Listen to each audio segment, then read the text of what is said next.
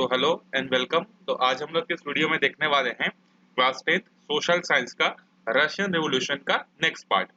तो जैसा कि पहले वाले वीडियो में हमने क्या किया था, रशिया में क्या क्या प्रॉब्लम्स थी, किस तरीके से वहां पर चेंजेस हुए, किस तरीके से वहां पर कम्युनिस्ट गवर्नमेंट आई, किस तरीके से वहां पर इंडस्ट्रियलाइजेशन हुआ, ये सारी की सारी चीजें हमने वहां पर जो डिस्कस कर ली थी। अब हम लोग आगे देखते हैं। देखो, there has been considerable debate about economic development in Soviet Russia after the revolution, with many historians drawing attention to its inherent contradictions. Russia में जब रिवॉल्यूशन हुआ उसके बाद से वहां पे जितने भी जो इकोनॉमिस्ट लोग थे या वहां के जो हिस्टोरियन लोग थे वो क्या करने लगे, डिबेट करने लगे। क्यों डिबेट करने लगे? इकोनॉमिक डेवलपमेंट को लेकर कि किस तरीके से इकोनॉमिक डेवलपमेंट रशिया में हो रहा है और किस तरीके से इकोनॉमिक डेवलपमेंट रशिया में होना चाहिए। For the first time in the world history, workers and the peasant created a new society without landed gentry, capitalist trader and noble aristocrats. In this society, everyone had equal access to basic necessities such as food, education, housing, etc. पूरे दुनिया के history में first time ऐसा हुआ था जहां पर जो है क्या हुआ था, इंडस्ट्रियलाइजेशन हुआ था, जहां पर सारे लोगों को क्या हुआ था, इक्वल राइट्स मिला हुआ था, चाहे वो फूड का हो, एजुकेशन का हो, हाउसिंग का हो। अनएम्प्लॉयमेंट ऑलमोस्ट पूरी रशिया पे क्या हो गई थी, खत्म हो चुकी थी। सबके सब लोगों को क्या हो रहा था, वहां पर जो है काम जो है मिल रहा था। The Great Depression that swept across the world from 1929 to 1932 had little impact on Russia. जहां पर पूरी दुनिया में 1929 से लेकर 1932 तक पूरे दुनिया में क्या हुआ था, इकोनॉमिक डिप्रेशन आया। वहीं पर रशिया में जो है इस इकोनॉमिक डिप्रेशन का कोई बहुत बड़ा इम्पैक्ट जो है वहां पर नहीं हुआ था। Women enjoyed equal right as a men in society. और रशिया में क्या था कि वहां पर जितने भी जो वुमेन्स थी उनको मेंस के इक्वल में जो है राइट जो है उनको मिल रही थी। जैसे मेंस को जो जो भी राइट थे, वोटिंग करने का, मीटिंग में जाने का, पॉलिटिक्स में इन्वॉल्व होने का, वो सारी की सारी राइट जो है इनको भी जो है मिली हुई थी। There was a sharp drop in the illiteracy and the common school system was established where everyone received the same education and where along the teaching of subject emphasis was put on the productive activities that involve the physical labor। साथ ही साथ Russia में क्या हुआ, women's को तो rights मिला लेकिन वहां पर एजुकेशन के फील्ड में भी क्या हुआ, काफी ज्यादा चेंजेस हुए। जहां पर पहले इलिटरेसी रेट जो ज्यादा थी वो क्या होने लगी, अब इलिटरेसी रेट कम होने लगी और लिटरेसी रेट क्या होने लगी, बढ़ने लगी। वहां पर अच्छे अच्छे एजुकेशन जो है एस्टेब्लिश जो है इंस्टीट्यूट एस्टेब्लिश होते गए और वहां पर सबको जो है इक्वल राइट्स था एजुकेशन अचीव करने का। ऐसा नहीं है कि जो बड़े लोग हैं उनको उनके बच्चे ही क्या कर सकते हैं, स्कूल में जा सकते हैं, जो पुअर लोग हैं उनके बच्चे स्कूल में नहीं जा सकते। ऐसा वहां पर सिस्टम नहीं था, सबके लिए एजुकेशन क्या था, सेम था। उसके अलावा वहां पर आपको सब्जेक्टिव नॉलेज तो देते थे, वहां के रशिया के लोगों को सब्जेक्टिव को नॉलेज के साथ साथ वहां पर उनको प्रोडक्टिव ही बनाया जाता था। किस तरीके से वो फिजिकल वर्क कर सकते हैं, किस तरीके से उनमें प्रोडक्टिविटी आ सकती है करके उनसे फिजिकल वर्क भी जो है वो कराए जाते थे। रशिया's नेबर वेर ऑल कैपिटलिस्ट। अब रशिया क्या था, एक कम्युनिस्ट था। अब मैंने आपको स्टार्टिंग में ही बताया था कि दुनिया में तीन तरीके के इकोनॉमिक के बेसिस पर कंट्री होते हैं। एक को हम लोग बोलते हैं कैपिटलिस्ट बोलते हैं। कैपिटलिस्ट का मतलब क्या होता है, एक ऐसा कंट्री जहां के मार्केट पर कंट्रोल किसका होता है, प्राइवेट प्लेयर्स का होता है, गवर्नमेंट का नहीं होता है। जबकि रशिया ऐसा नहीं था, रशिया कैसा था, कम्युनिस्ट था। कम्युनिस्ट का मतलब ये होता है कि मार्केट पर जो कंट्रोल है वो सिर्फ और सिर्फ किसका होता है, गवर्नमेंट का होता है। और तीसरा होता है मिक्स्ड, जिसमें दोनों होते हैं। फॉर एग्जाम्पल हमारा इंडिया। तो रशिया था एक कम्युनिस्ट और उसके अलावा जितने भी उसके नेबर कंट्रीज थे वो सब कैसे थे, कैपिटलिस्ट थे। They constantly strove to stall its effort putting all kinds of obstacle in the path of its growth and development। और ये जो कैपिटलिस्ट जो इसके नेबर के जो गवर्नमेंट थे वो रशिया को गिराने के लिए हर तरीके से क्या करते थे, उनके डेवलपमेंट के रास्ते में जो है ऑब्स्टिकल्स वगैरह जो है लाते थे और उनको ग्रोथ और डेवलपमेंट करने से रोकने की फुल जोर कोशिश जो है करते थे। Despite this effort, Soviet Russia became economically strong by 1940, emerging as a modern world power। लेकिन रशिया इन सब से रुका नहीं, इन सब से डरा नहीं। वो 1940 तक आते आते एक बहुत बड़ा वर्ल्ड का क्या हो गया था, इकोनॉमिक कंट्री जो है बन गया था। However, the political system that was established in the Soviet Russia was not multi-party system। अब रशिया में कम्युनिज्म सिस्टम तो आ गया था, डेमोक्रेसी भी आ चुकी थी, लेकिन ये डेमोक्रेसी नाम मात्र की थी, क्योंकि डेमोक्रेसी का मतलब होता है वहां पर बहुत सारे मल्टी पार्टी का सिस्टम होना चाहिए। लेकिन रशिया में तो सिर्फ और सिर्फ एक ही पार्टी का सिस्टम था, तो ये नाम मात्र का डेमोक्रेसी था बोल सकते हैं, डेमोक्रेसी तो था, लेकिन वहां पर मल्टी पार्टी सिस्टम नहीं था, सिर्फ और सिर्फ एक ही पार्टी वहां पर जो है राज करती थी और उस पार्टी का नाम क्या था, कम्युनिस्ट पार्टी थी। So people had no political alternative to choose from. तो इसके कारण से वहां पर लोगों के पास कोई अल्टरनेटिव चॉइस नहीं था इस गवर्नमेंट के अलावा किसी दूसरे गवर्नमेंट को चूज करने का, क्योंकि कम्युनिस्ट थी, कम्युनिस्ट मतलब हर जगह सरकार का ही रोल। अगर आगे देखो बताएगा, also criticizing the government or proposing the alternative ideas were strictly prohibited and the people found opposing the government's policies were labeled traitors। उनको क्या बोला जाता था, ट्रेटर्स। मतलब अगर कोई आदमी क्या बोलता था, गवर्नमेंट के कामों को, गवर्नमेंट के पॉलिसीज को क्रिटिसाइज करता था या गवर्नमेंट के अगेंस्ट में कुछ बोल देता था, तो ये वहां पर बोलना बिल्कुल मना था। और अगर उसको कोई अगर गवर्नमेंट के अगेंस्ट में कुछ बोलता था तो उसको क्या बोल दिया जाता था, ट्रेटर्स। ट्रेटर्स मतलब होता है देशद्रोही। और उसको अरेस्ट करके क्या कर दिया जाता था, उसको एग्जीक्यूटेड कर दिया जाता था, फांसी पे जो है लगा दिया जाता था। Even if they belong to the communist party. और ये ऐसा नहीं कि वहां के जो आम आदमी बोलता था उसी को करता था, खुद ही के पार्टी के अंदर ही अगर कोई आदमी अपने पार्टी के अगेंस्ट में बोल देता था तो उसको भी इस तरीके का जो है पनिशमेंट जो है दिया जाता था। Thus, although the poor got the opportunity to participate in the political process, the absence of an alternative ensured the democracy did not develop fully।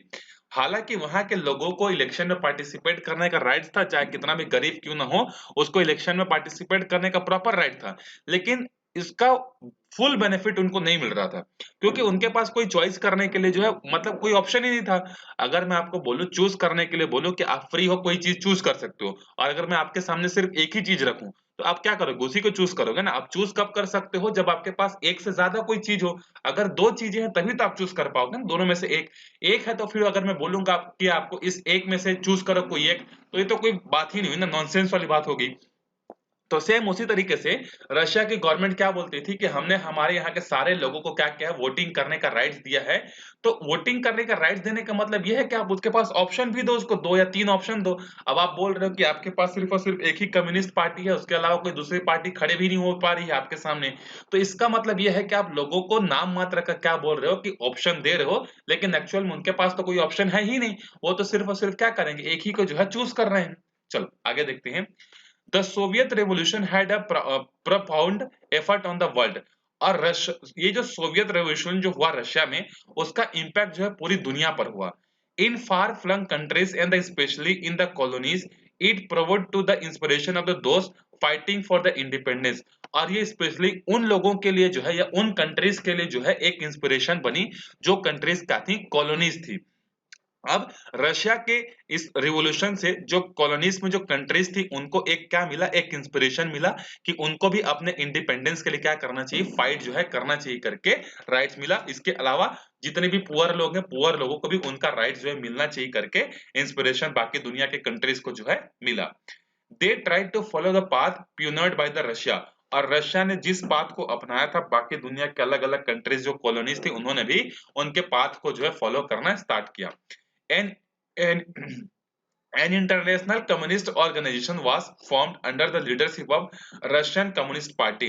और इसी के थ्रू क्या बना, एक इंटरनेशनल लेवल पर इंटरनेशनल कम्युनिस्ट ऑर्गेनिज्म बना। किसके under में, रशियन कम्युनिस्ट पार्टी के अंडर में इंटरनेशनल लेवल पर अब कम्युनिस्ट पार्टी जो है बन गई, या कम्युनिस्ट ऑर्गेनाइजेशन जो है बन गया।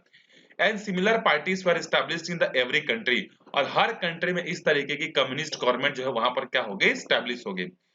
The pressure these parties exerted on the government helped ensure that laws were passed for the welfare of the workers and the system to protect their rights were put in the place।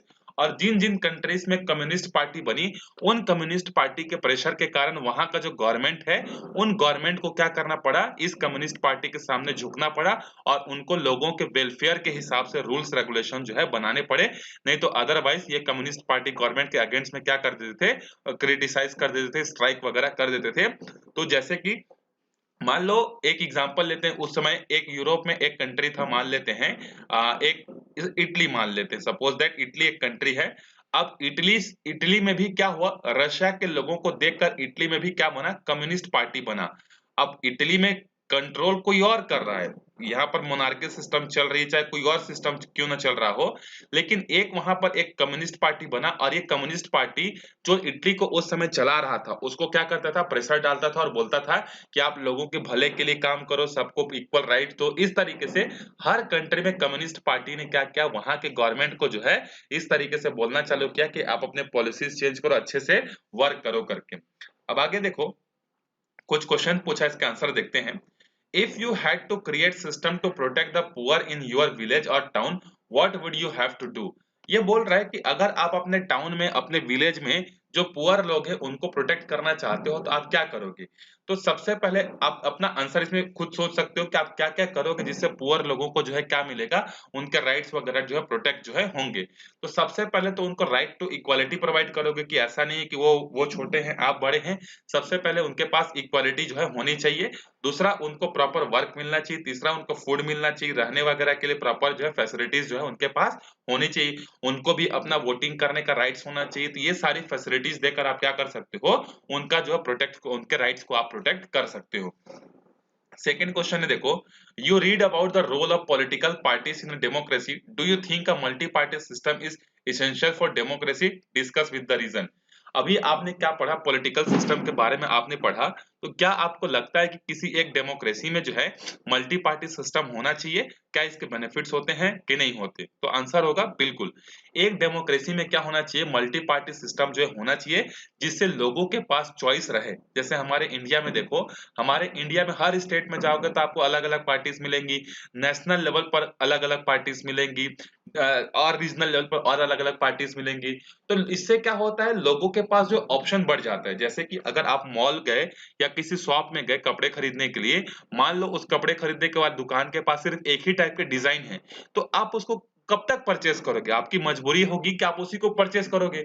लेकिन अगर उसी दुकान में, अगर आप किसी दूसरे दुकान में गए, एक दुकान गए, वहां पर सिर्फ एक ही टाइप के डिजाइन थे, और वो बचपन से आप उसी डिजाइन के कपड़े पहनते आ रहे हो, आप उससे बोर हो चुके हो, या वो दुकान वाला वो क्या है, अपने इलाके में एकमात्र दुकान है, तो क्या सोचता है कि चाहे मैं कैसे भी कपड़ा बेचूं, खरीदेंगे तो यहीं से लोग। लेकिन अब मान लो उसी दुकान के सामने में एक अल्टरनेटिव दुकान आ गया, और वहां पर वो एक डिजाइन के कपड़े नहीं रखा है, वहां पर बहुत सारे डिजाइन के कपड़े हैं। तो इससे क्या होगा, आपका बेनिफिट होगा कि नहीं? जहां पर पहले आप एक ही दुकान पर जाते थे, वही डिजाइन खरीदते थे और महंगा खरीदते थे क्योंकि एक ही दुकान था, लेकिन अब उसका अल्टरनेटिव आ जाएगा तो क्या होगा, अल्टरनेटिव आ जाएगा तो दोनों में एक तो कंपटीशन बढ़ेगी। सबसे पहले कंपटीशन बढ़ेगी, और कंपटीशन बढ़ने के कारण आपको ऑप्शंस मिलेंगे। जब आप सेकंड दुकान में जाओगे तो वहां पर आपको वैरायटी ऑफ ऑप्शंस मिलेंगे। इसके अलावा जो कपड़े आपको महंगे मिल रहे थे, अब थोड़े से सस्ते भी हो सकते हैं, उनमें कंपटीशन आएगा, प्राइस को लेकर, क्वालिटी को लेकर, हर तरीके से वहां पर क्या होगा, कंपटीशन होगा, और इसका बेनिफिट अल्टीमेटली कस्टमर को होगा। तो जिस तरीके से शॉप वाले एग्जांपल में बेनिफिट कस्टमर को होता है, उसी तरीके से एक डेमोक्रेसी वाले सिस्टम में अगर सिर्फ और सिर्फ एक ही गवर्नमेंट है, तो वो सिर्फ और सिर्फ अपने हिसाब से क्या करेगी, डिक्टेटरशिप को चलाएगी, अपने हिसाब से रूल बनाएगी, जो उसको अच्छा लगेगा वही काम करेगी। लेकिन अगर एक डेमोक्रेसी में एक पर्टिकुलर इंटरवल में इलेक्शन होता है, और वहां पर अगर मल्टी पार्टी सिस्टम है, तो इससे क्या होता है, जो रूलिंग पार्टी होती है उसको थोड़ा सा डर बना रहता है कि अगर हमने अपने 5 साल के टेन्योर में अगर अच्छे से काम नहीं किया, तो अगले साल इलेक्शन जो होगा, अगले 5 साल बाद जो इलेक्शन होगा, उसमें हमको अच्छे वोट्स नहीं मिलेंगे। तो ये डेमोक्रेसी का फायदा होता है। इनडायरेक्टली इससे क्या होता है, गवर्नमेंट पर जो है कंट्रोल होता है। और वही चीज हमारे इंडिया में है। हमारे इंडिया में क्या होता है, हर 5 साल में जो है इलेक्शन होता है, और हर 5 साल में इलेक्शन होता है तो यहाँ पर गवर्नमेंट क्या होती है, कहीं ना कहीं पब्लिक के थ्रू क्या होती है, कंट्रोल जो है होती है। और उसके अलावा स्टेट में भी इलेक्शन होता है, तो यहाँ पर गवर्नमेंट डर से क्या करती, ऐसा कोई मोनार्की वाला सिस्टम जो है नहीं लाती। तो गवर्नमेंट बदलनी चाहिए, लोगों के पास ऑप्शन जो है होने चाहिए।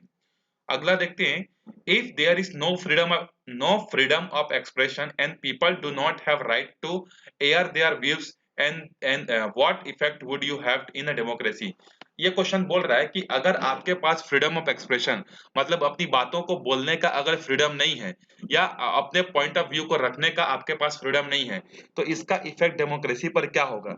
इसका इफेक्ट बहुत ज्यादा नेगेटिव भी हो सकता है, क्योंकि अगर मान लो कोई एक पॉलिसी लेकर गवर्नमेंट आई, और वो गवर्नमेंट के हिसाब से क्या है, सही है, लेकिन पब्लिक के हिसाब से वो सही नहीं है, तो इससे आप क्या कर सकते हो, अगर आपके पास फ्रीडम ऑफ एक्सप्रेशन नहीं रहेगा तो आप अपनी फीलिंग्स को नहीं बता सकते, आप क्या प्रॉब्लम फेस कर रहे हो, आप क्या चाहते हो, तो ये फ्रीडम ऑफ एक्सप्रेस जो होता है ये एक फंडामेंटल राइट्स होता है, आज भी हमको मिला हुआ है। देखोगे आप लोग हमारी मांगे पूरी कर, ऐसे बहुत सारे बैनर्स लिए रहते हैं, लोग स्ट्राइक्स करते रहते हैं। तो ये क्यों करते हैं? क्योंकि उनके पास फ्रीडम ऑफ एक्सप्रेशन है।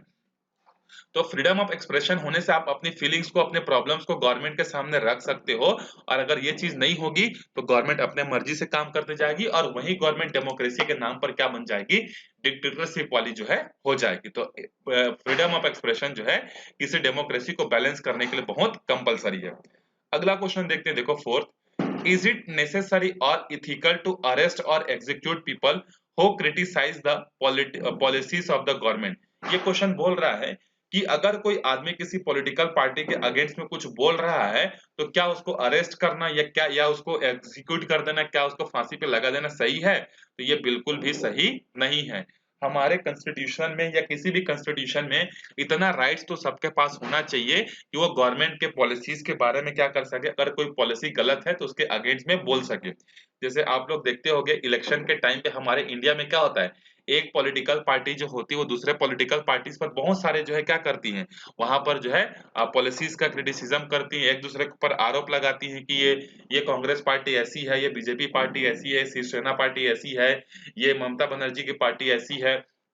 तो ऐसे क्रिटिसिज्म जो है डेमोक्रेसी में जो है होने चाहिए, इससे बेनिफिट होता है। इवन हमारे इंडिया में तो सिर्फ इतना होता है, यूएसए के प्रेसिडेंट के इलेक्शन में तो और काफी ज्यादा अमाउंट में जो है होता है, जिससे लोगों को जानने का मौका मिलता है कि हाँ एक्चुअल में अगर हम लोग इस पार्टी को वोट देंगे तो क्या ये पार्टी एक्चुअल में सही है कि ये पार्टी खराब है करके। तो ऐसा पॉलिटिशियन मतलब किसी भी पॉलिसीज का क्रिटिसिज्म जो है करने का राइट जो है होना चाहिए, तभी डेमोक्रेसी क्या होगी, हेल्दी होगी और बैलेंस रहेगी।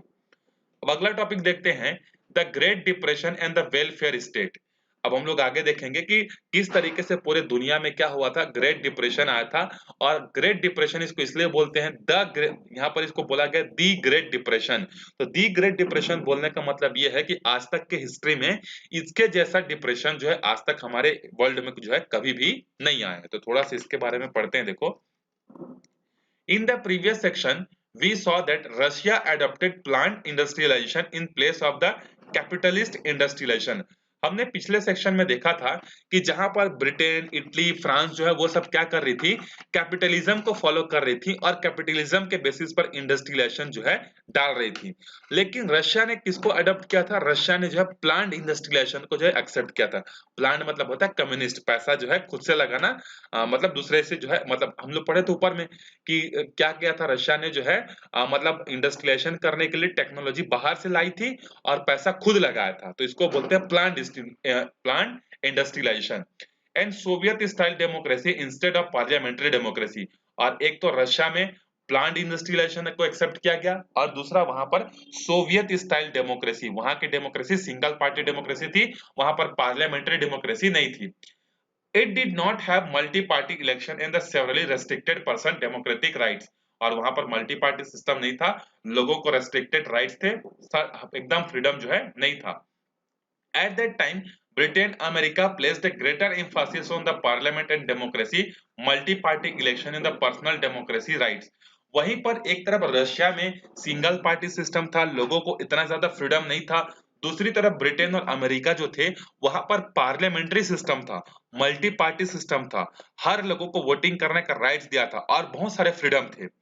Their system was built on the market-based capitalism and the industrialization।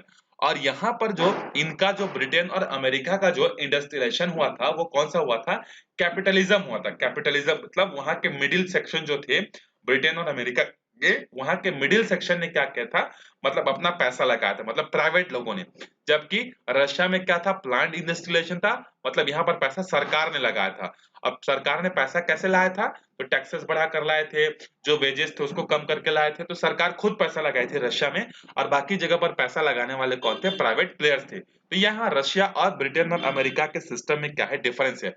और इसी डिफरेंस के कारण से क्या हुआ, जब ग्रेट डिप्रेशन हुआ तो अमेरिका को सबसे ज्यादा लॉस हुआ और रशिया को सबसे कम लॉस हुआ, इसी दो चीजों के कारण। अब देखो ये दो चीजें कैसे आगे चलकर बहुत बड़ा इंपॉर्टेंट रोल प्ले करती हैं। The underlying understanding was the democratic government would refrain from the interfering in economic matter, later market forces determine the course of economic takes। Britain और अमेरिका का जो इकोनॉमिक सिस्टम है, ये वहां के जो गवर्नमेंट है वो ये मानती थी कि वहां के इकोनॉमी को कंट्रोल करने में जो है सरकार का हस्तक्षेप नहीं होना चाहिए, गवर्नमेंट का इंटरफेरेंस नहीं होना चाहिए, बल्कि इकोनॉमी को कंट्रोल किसके द्वारा किया जाना चाहिए, मार्केट के द्वारा जो है किया जाना चाहिए, वहां पर गवर्नमेंट का इंटरफेरेंस बहुत कम होना चाहिए। This understanding was severally second by the great depression of 1929 और इसी का नतीजा हमको देखने को मिला 1929 में, जब वहां पर पूरे वर्ल्ड में द ग्रेट डिप्रेशन जो है द ग्रेट बोल दिया मैं, द ग्रेट डिप्रेशन जो है हुआ था। And this nation were forced to reexamine their ideology position. और जब ग्रेट डिप्रेशन खत्म हो गया उसके बाद यहाँ पर खत्म नहीं हुआ, बीच में जब चल रहा था 1929 से 1932 तक, जब ये ग्रेट डिप्रेशन चल रहा था तो यहाँ के जो गवर्नमेंट थी, जो ब्रिटेन और अमेरिका में जो गवर्नमेंट थी, उसको अपने आइडियोलॉजी पर सोचने पर इस डिप्रेशन ने मजबूर कर दिया। क्यों? क्योंकि एक तरफ रशिया था जहां पर अलग सिस्टम चल रहा था, एक तरफ अमेरिका था, पूरे यूरोप के कंट्रीज थे वहां पर अलग सिस्टम चल रहा था, और रशिया पर जो डिप्रेशन का कोई इंपैक्ट नहीं हुआ जबकि बाकी यूरोपियन कंट्रीज पर इंपैक्ट हुआ। तो इसके कारण से अमेरिका ब्रिटेन के जो डेमोक्रेसी सिस्टम थी, वहां पर जो कैपिटलिज्म जो सिस्टम था, इसको सोचना पड़ गया दोबारा से कि क्या हमारे सिस्टम सही है या नहीं है करके। इसी को ये बोल रहा है कि ग्रेट डिप्रेशन के बाद जो है यहाँ पर अमेरिका और ब्रिटेन को अपने आइडियोलॉजी जो थी उस पर सोचने पर जो है मजबूर होना पड़ा। आगे देखो, when the first world war ended the hope was that all countries would grow rapidly। जब वर्ल्ड वॉर फर्स्ट खत्म हो गया तो पूरी दुनिया के लोग ये सोच रहे थे कि सारी दुनिया क्या करेगी, बहुत तेजी से जो है ग्रो करेगी। This did actually happen after 1999 और ये हुआ भी 1999 के बाद हुआ भी। मतलब 1999 से लेकर 1923 तक जो है क्या बहुत ज्यादा डेवलपमेंट हुआ। But after 1923, development slowed down and by the 1929 the world was in the grip of the Great Depression। अब 1923 तक सारे कंट्रीज ने बहुत अच्छे से डेवलपमेंट किया, लेकिन 1923 से लेकर 1929 तक इकोनॉमिक जो डेवलपमेंट थी वो धीरे होते गई और फाइनली फिर ग्रेट डिप्रेशन में जो है कन्वर्ट हो गई और फाइनली ये 1933 तक जो है जाकर ग्रेट डिप्रेशन जो है क्या हुआ, खत्म हुआ।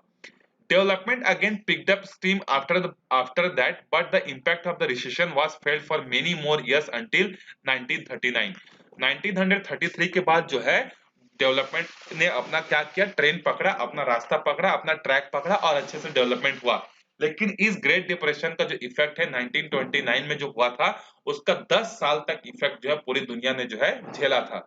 अब देखो यहाँ पर इकोनॉमिक रिसेशन आया क्यों, तो ये बड़ी इंटरेस्टिंग चीज है और ये चीज आपको भी समझनी चाहिए, क्योंकि आप आगे चलकर बहुत कुछ बनोगे तो आपको पता होना चाहिए कि मार्केट जो है किस तरीके से रन करती है और किस तरीके से किसका इम्पैक्ट जो है इनडायरेक्टली किस पर होता है। तो ये टॉपिक बहुत इंटरेस्टिंग है, आप इसको थोड़ा ध्यान से समझना। What is an economic recession? Economic recession क्या है इसको समझते हैं सब लोग। देखो, in a capitalist system development does not occur at a constant. जितने भी कैपिटलिस्ट जो होते हैं, जैसे जहां जहां पर प्राइवेट प्लेयर्स का ज्यादा इंपॉर्टेंस होता है, यहाँ ज्यादा इंटरफेरेंस होता है, वहां पर जो डेवलपमेंट है वो लगातार नहीं होती है। कभी बहुत ज्यादा ग्रोथ हो जाएगी, कभी बहुत ज्यादा क्या हो जाएगा, रिसेशन हो जाएगा। तो अप डाउन जो है कैपिटलिस्ट सिस्टम में जो होते रहता है। In face of rapid growth, capital invested rises, production rises, and the worker get more work and wages, so they are able to buy more goods, which rise the demand of the goods in the market, leading to a rise in their prices. More capital is then invested in the product good more, and in this way the cycle of rapid growth countries। देखो यहाँ rapid growth countries, जब यहाँ पर क्या होता है, capitalism system में जब अच्छा टाइम चलते रहता है, सही टाइम चलते रहता है, तो वहां पर क्या होता है, इन्वेस्टमेंट बहुत ज्यादा होता है। लोग नए नए इन्वेस्टमेंट करते हैं, नए नए बिजनेस करते हैं, प्रोडक्शन बढ़ता है, प्रोडक्शन इंक्रीज होता है, मार्केट में सामानें बिकती हैं, वर्कर्स जो होते हैं उनको अपना वेजेस ज्यादा मिलता है। तो जब वर्कर्स को अपना वेजेस ज्यादा मिलेगा तो उसके कारण से क्या होगा, वो ज्यादा खर्चे भी करेंगे। यही चीज आज के डेट में भी यही चीज है। मार्केट भले ही चेंज हो गई है, मतलब मार्केट में डिजिटल हो गया है, लेकिन जो कंसेप्ट है वो वही है। अगर आपका कंट्री बहुत अच्छे से डेवलपमेंट कर रहा है, अगर लोगों को प्रॉपर वेजेस मिल रहे हैं, प्रोडक्शन प्रॉपर्ली हो रहा है, तो लोग क्या करेंगे? खर्चे भी ज्यादा करेंगे। अब जब खर्चे ज्यादा करेंगे तो जो प्लांट होंगे, जैसे मान लो अभी दीपावली चल रहा है, हर आदमी के पास अगर मान लो पैसा है तो क्या करेंगे? अपने पैसा का इन्वेस्टमेंट कपड़े खरीदने में, मोबाइल खरीदने में, लैपटॉप खरीदने में या कुछ अदर कामों में इन्वेस्ट करेंगे। तो इससे क्या होगा? कंपनी को फायदा होगा। जैसे मोबाइल कंपनीज को फायदा होगा तो मोबाइल कंपनीज क्या करेंगी? और मैन्युफैक्चरिंग करेंगी। तो और मैन्युफैक्चरिंग करने के लिए क्या होगा? लोगों की जरूरत पड़ेगी। तो लोगों को रिक्रूट करेंगे। जब लोगों को रिक्रूट करेंगे तो उसके कारण से क्या होगा? लोगों को जॉब मिलेगा। लोगों को जॉब मिलेगा तो फिर लोगों के पास पैसा आएगी। तो इस तरीके से मार्केट काम करता है। तो अगर लोगों के पास पैसा है या जब आपकी इकोनॉमिक अच्छे से वर्क कर रही है तो उस समय सब अच्छा अच्छा होता है। मतलब आपके पास पैसा भी बहुत अच्छा आएगा, प्रोडक्शन भी अच्छा होगा, लेबर को वेजेस भी अच्छे मिलेंगे। तो यही यही टाइम किसका था? ब्रिटेन और अमेरिका का था। वहां पर इन्वेस्टमेंट अच्छे से आ रहे थे, सब चीज अच्छे से चल रहा था। Inevitability, this happy may lead to a situation where there is an excessive production of good and cannot be sold, so price fall। अब देखो, अगर आप ज्यादा एक्साइटेड होकर क्या करोगे कि मेरा सामान बहुत अच्छे से बिक रहा है करके आप लगातार प्रोडक्शन को बढ़ाते जा रहे हो, बढ़ाते जा रहे हो, बढ़ाते जा रहे हो, लेकिन एक टाइम ऐसा आएगा कि प्रोडक्शन बहुत ज्यादा हो जाएगा। और अगर प्रोडक्शन बहुत ज्यादा हो जाएगा तो फिर प्राइस क्या होने लगेगी? गिरने लगेगी। अब जब प्राइस गिरने लगेगी तो कंपनी का लॉस होगा। और कंपनी का लॉस होगा तो क्या करेगा? अपना लॉस को कम करने के लिए एम्प्लॉयमेंट को क्या करेगा? जो एम्प्लॉयज हैं उनको वहां से क्या करेगा? बाहर निकालेगा। अब अगर एम्प्लॉयज बाहर निकल गए इसका मतलब उनके पास पैसा नहीं आएगा। अगर उनके पास पैसा नहीं आएगा मतलब मार्केट में पैसा नहीं जाएगा, लोग खरीदेंगे नहीं। और जब लोग खरीदेंगे नहीं तो मार्केट बूम नहीं करेगा। तो यही चीज अभी हमारे इंडिया में भी लॉकडाउन में हुआ था। जब लॉकडाउन हुआ तो बहुत सारे लोगों को क्या कर दिया गया? निकाल दिया गया। जिससे हमारी इंडिया की जो इकोनॉमिक जो ग्रोथ है वो नेगेटिव में चली गई। मतलब पिछले 10-15 साल में पहली बार ऐसा हुआ है कि हमारी जो इकोनॉमिक ग्रोथ है वो नेगेटिव में चली गई। तो नेगेटिव में क्यों चली गई? क्योंकि लोगों को निकाल दिया गया, लोगों के पास पैसा नहीं रहा, लोगों के पास पैसा नहीं रहा तो मार्केट से सामान नहीं खरीदेंगे।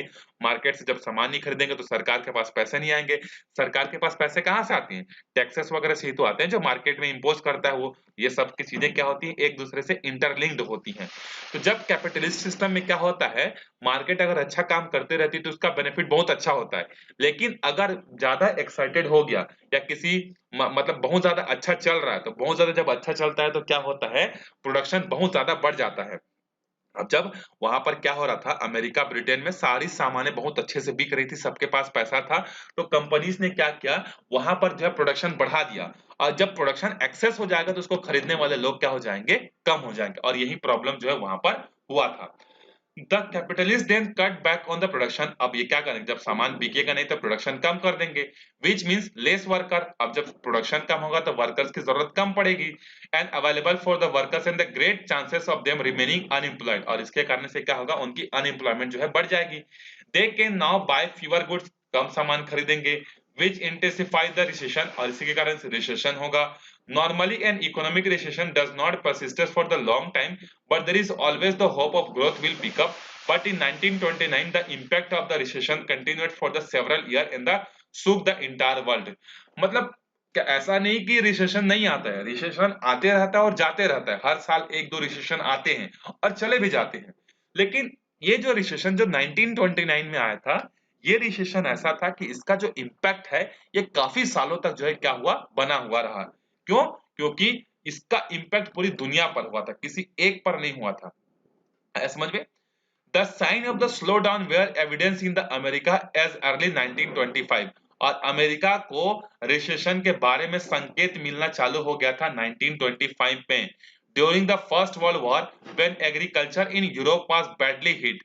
जब फर्स्ट वर्ल्ड वॉर हुआ था तो पूरे यूरोप में क्या हुआ था? सारे के सारे लोग वॉर में शामिल हो गए थे। तो वहां का जो एग्रीकल्चर है वो पूरी तरीके से डैमेज हो गया था। उस समय जो अमेरिका के जो फार्मर्स थे वो बहुत मजा लूट रहे थे। वो बहुत अच्छा अच्छा प्रोडक्शन कर रहे थे और क्या कर रहे थे? मतलब बैंकों से लोन ले रहे थे और बैंकों से लोन लेकर क्या कर रहे थे? बहुत ज्यादा प्रोडक्शन कर रहे थे। और यूरोप वगैरह में क्या कर रहे थे? अपने एग्रीकल्चरल प्रोडक्ट को बेच रहे थे। But after the war, agriculture once again picked up pace in the Europe, so purchase of good food grain from America dropped substantially। अब जब फर्स्ट वर्ल्ड वॉर खत्म हो गया, यूरोप में भी अब धीरे धीरे एग्रीकल्चर जो है स्टेबल होने लगा। तो जब एग्रीकल्चर स्टेबल होने लगा तो उसके कारण से अब वहां के यूरोप के जो लोग हैं वो अमेरिका से सामान खरीदना क्या किए, कम कर दिए। अब जब अमेरिका के लोग सामान खरीदना कम, मतलब अमेरिका से सामान खरीदना यूरोप के लोग कम कर देंगे, तो अमेरिका में जो फार्मर्स हैं उनकी कंडीशन तो खराब हो जाएगी। क्यों कंडीशन खराब हो जाएगी? क्योंकि उन्होंने तो बैंक से लोन लेकर क्या किया, एग्रीकल्चर किया, और उनकी एक्सपेक्टेशन, उनका होप क्या था कि जिस तरीके से पहले हमारा सामान यूरोप में बिकता था, आगे भी वैसे ही बिकेगा, और इसी कारण से उन्होंने बैंकों से लोन लेकर रखा था। लेकिन जब यूरोप ने उनसे सामान खरीदना कम कर दिया, तो वहां के जो बैंकर्स जो थे, वहां के जो फार्मर्स जो थे, अब वो बैंक को पैसा रीपे करने में क्या हो गए, अनेबल हो गए। तो जिसके कारण से बैंक के पास पैसा नहीं आएगा। अब अगर बैंक के पास पैसा नहीं आएगा तो बैंक, अब ऐसा तो नहीं कि बैंक में जो है हर आदमी लोन लेता है, कुछ आदमी डिपॉजिट भी किए रहते हैं। तो अब जब लोगों को जरूरत पड़ेगी, जैसे मान लो कि आपने बैंक में कुछ पैसे जमा किए हैं, तो कुछ जमा करने वाले लोग होते हैं, कुछ लोन लेने वाले लोग होते हैं। अब बैंक जो होता है ये क्या करता है, साइकिल को चलाते रहता है, 2 लोगों से लोन लेगा, मतलब लोन देगा, और 3 लोगों से डिपॉजिट करवाएगा। तो इस तरीके से बैंक जो प्रॉपरली काम करते रहता है। लेकिन जब यूरोप ने सामान खरीदना बंद कर दिया, तो अमेरिका के जो बैंक्स थे उनके पास पैसे आने बंद हो गए, क्योंकि उसने तो क्या सोचा था, मतलब पैसा बाद में मिल जाएगा अच्छे से करके, सारे फार्मर्स को जो है लोन दे के रखा था। लेकिन अब वहां जो फार्मर्स थे वो लोन को पे करने में क्या हो गए, अनेबल हो गए। तो बैंक के पास पैसा नहीं रहा। अब जब बैंक के पास पैसा नहीं रहा तो एक एक टीम ऐसी थी जो कि बैंक में डिपॉजिट की थी। अब उन लोग सोचने लगे कि हमारा भी पैसा डूब जाएगा, इसलिए क्या करने लगे, वो बैंक में जाकर अपना पैसा जो है निकालने लगे। लेकिन बैंक तो अनेबल है ही नहीं कि वो सारे जो डिपॉजिटर्स है उनको पैसा रिटर्न करे, क्योंकि इसने भी तो अपना पैसा किसको देकर रखा था, इसने अपना पैसा पूरे के पूरे वहां के फार्मर्स को जो है देकर रखा हुआ था। तो एक तरफ बैंक को पैसा नहीं मिल रहा था, ऊपर से बैंक में डिपॉजिट करने वाले जो लोग थे वो आकर बैंक से अपने पैसे की डिमांड करते थे। तो इसी कारण से अमेरिका की जो इकोनॉमिक कंडीशन जो थी वो क्या हो गई थी, पूरी तरीके से डैमेज हो गई थी। और इसका इम्पैक्ट जो है पूरी दुनिया पर जो है पड़ा था। क्यों पूरी दुनिया पर पड़ा था? क्योंकि उस समय अमेरिका एक ऐसा कंट्री था जो कि सारी दुनिया में क्या करता था, सामान सबसे ज्यादा बेचता था और खरीदता भी सेकंड हाईएस्ट था। मतलब देखो, पूरी दुनिया में सामान बेचने के फील्ड में ये नंबर 1 था, और सामान खरीदने के मामले में यूरोप कंट्रीज के बाद में जो है सेकंड नंबर पर था। मतलब पूरी दुनिया की मार्केट डायरेक्टली या फिर इनडायरेक्टली जो है किस पर कंट्रोल होता था, अमेरिका पर कंट्रोल होता था। अब अगर अमेरिका में इकोनॉमिक कंडीशन अगर खराब हो गई तो इसका मतलब क्या है, पूरी दुनिया पर इकोनॉमिक कंडीशन जो है खराब हो जाएगी। अब देखो, जब अमेरिका के बैंकों को पैसा मिलना कम हो गया तो वहां का जो स्टॉक मार्केट था, जिसको आप शेयर मार्केट बोलते हैं, सुने होंगे आप लोग शेयर मार्केट के बारे में। शेयर मार्केट क्या होता है, जैसे अगर कोई कंपनी जिसका परफॉर्मेंस अच्छा चल रहा है, प्रॉफिट अच्छा चल रहा है, तो वो अपने कुछ हिस्से को बेचती है पैसा अर्न करने के लिए, कंपनी के कुछ हिस्से को बेचती है।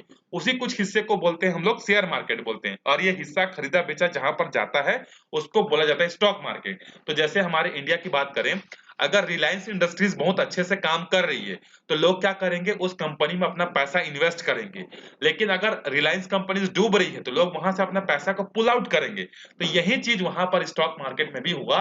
वहां पर क्या हुआ, जब लगातार फार्मर्स फेल होते गए, बैंक्स फेल होते गए, तो इसके कारण से अमेरिका के स्टॉक मार्केट का जो प्राइस है वो क्या होने लगा, कम होने लगा।